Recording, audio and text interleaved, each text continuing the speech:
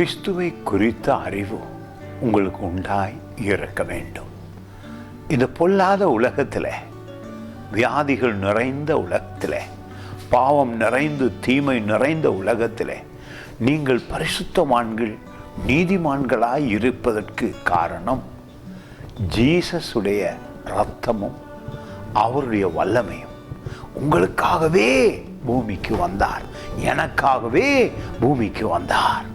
அவர் இப்பொழுது நமக்குள் பரிசுத்த ஆவியை அனுப்பினது மட்டுமல்ல, அவரும் எங்களுக்குள்ளே வாசம் பண்ணுகிறார். அவருடைய வார்த்தையில் உயிர் இருக்கிறது.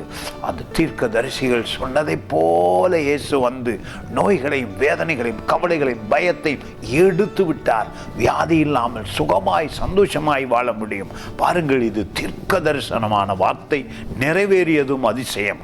மத்தேயு புத்தகத்திலே 8ஆம் அதிகாரத்திலே 17வது வசனம், அவர் தாமே நம்முடைய பலவீனங்களை ஏற்றுக்கொண்டு நம்முடைய நோய்களை சுமந்தார் என்று ஏசாயா தீர்க்கதரிசியினால் உரைக்கப்பட்டது நிறைவேறும்படி இப்படி நடந்தது.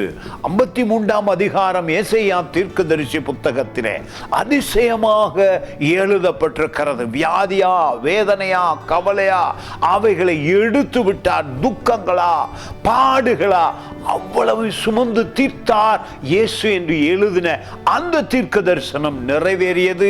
இயேசு கிறிஸ்து பூமிக்கு வந்த உடனே அவர் கல்வாரியிலே பட்ட பாடுகளிலே உங்கள் சுமைகள், வேதனைகள், வியாதிகள், கஷ்டங்களை எடுத்து விட்டார். விசுவாசத்தோடு ஜெயிப்போம்.